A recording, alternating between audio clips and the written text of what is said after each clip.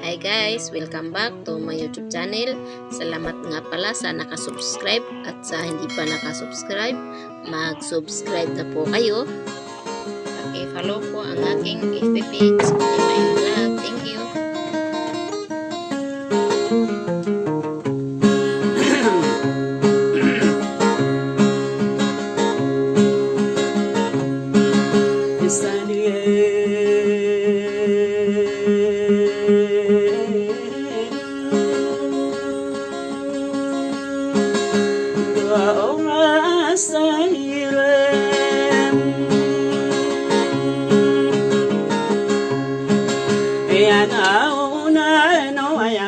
Una pag na ito pagkasangkem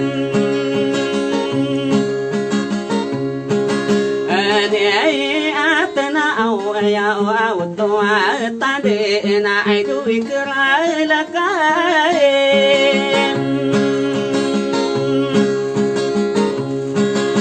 Iya ken na tanto ang karomas masusiran na mga bui au pemakinagi mantau ki manguda tatem anau sena ko bela ko sisina kami yesikano guna persisa ai maami amantonake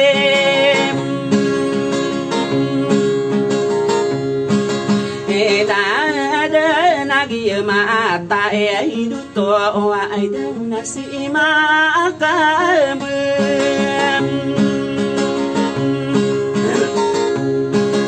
abakan saina kata lo sana idu perinsi sai me gua sekasana mah dia pagerai tatam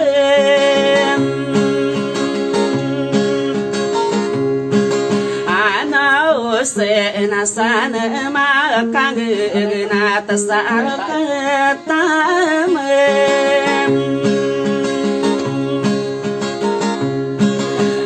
rantau nakagia depan midara depan pagelina lena awan tangani tatanol nanti kurau na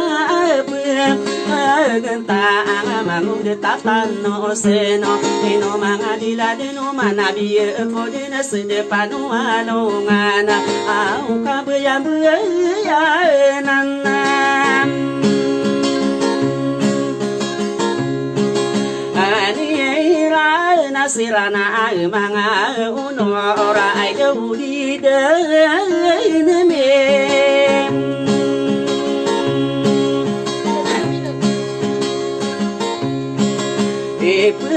sada ko ngarai nakasudo ngakapangalim bengko kadena nade pya ke apa yo tarima anado urang abelam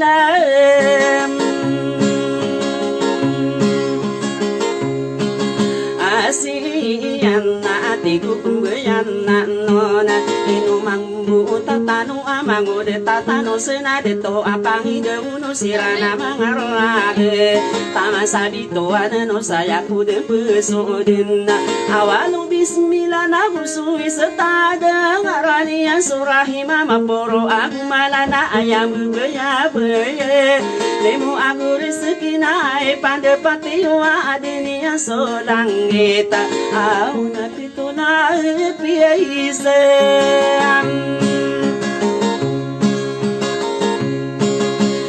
langit na perinsi sekarela na geduna sekapen sanadi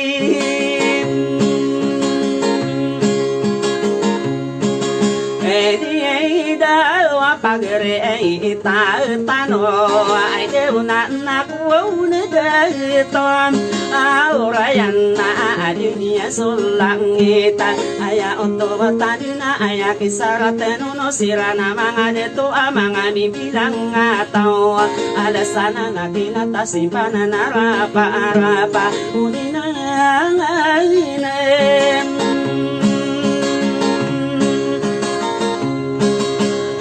ai du sengko ai na di dendeg ai dunia no na bela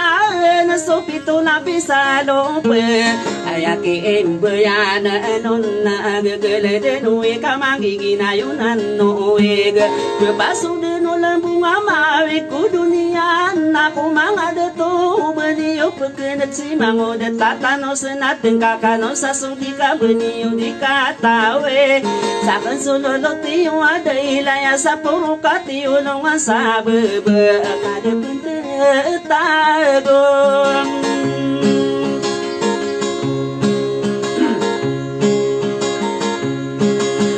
lam begena hidup prinsesa aime ayako na mata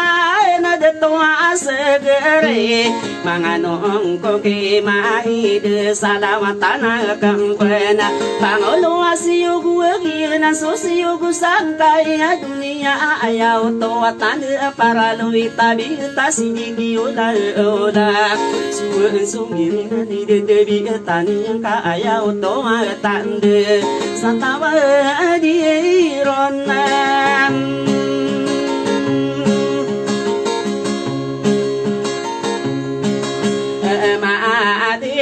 ai du mango de tatano sena ni rampi ko upasi kimia pede ku dali men dia bi ora saudi de ni ai de ma pa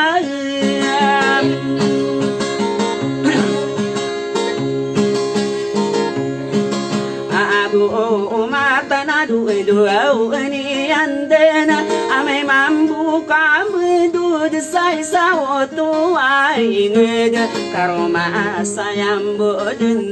de na benta soro tapala ya betari kura kela bukan non sumabu sumanga tawa de sirande rainon kaya dunia ini gulala ini irana kaya lima gunema pola usuma gemma ame mabukan de isa oto ai rande mania so kapipi aginawa di benarem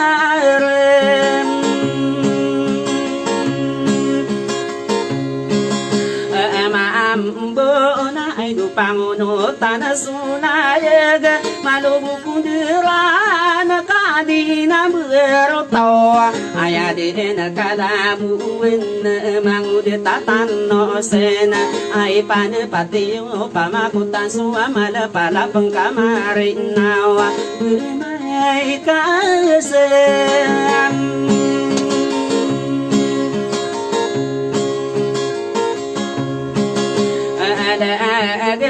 na prinsesa kuine bermai kasal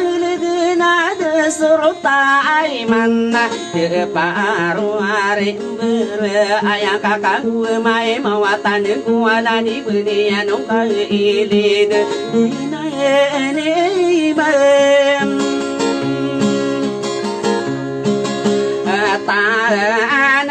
na sa ko na paudira aya din si kanabi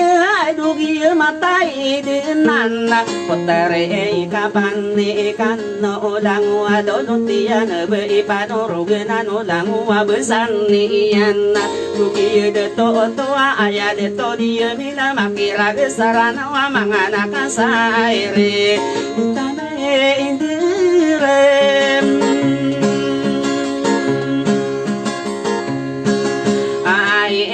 no na mangu de tatano sena de to apangindu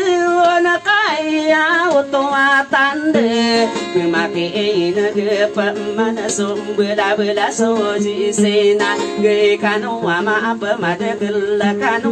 wanana apa pemain to na kiem de na mangu de tatano sena betare ibu mau mangena kapaya uto atande manga idu lakene di kano pemang kewana ube susah kena iya mangu de tatano sena unawal kanu languna sauta terakanu apa makin gimanto ayo kita tanu sena sam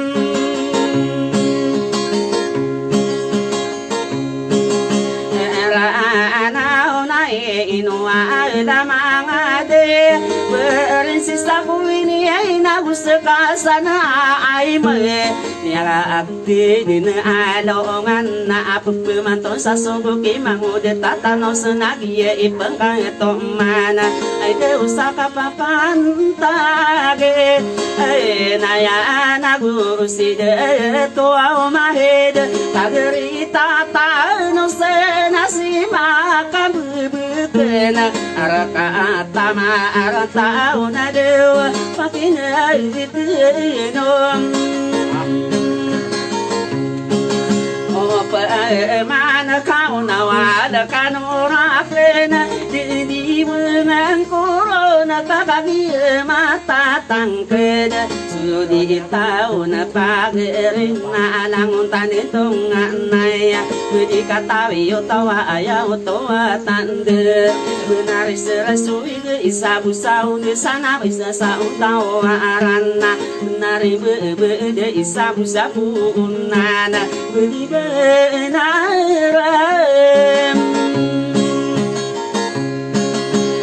mambo ai durung wa pemakin mangud tatanu seno ayaka andiri ngakena sapemana sama angano auna de kula kaim etende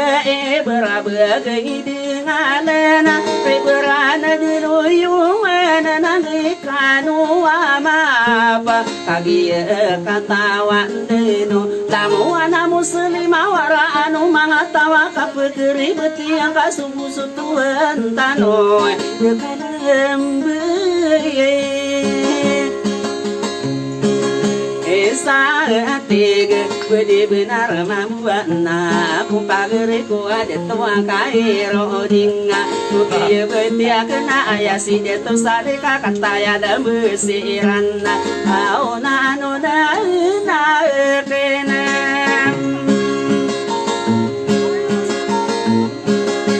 apa mana sai du bete tatano sena nakona de toa opa ai padipatenta antana anita atano au ade penate ta gua au da begnai bubu ro de kandena kami mata tang de pemantuna ni ranna mangude tatano sen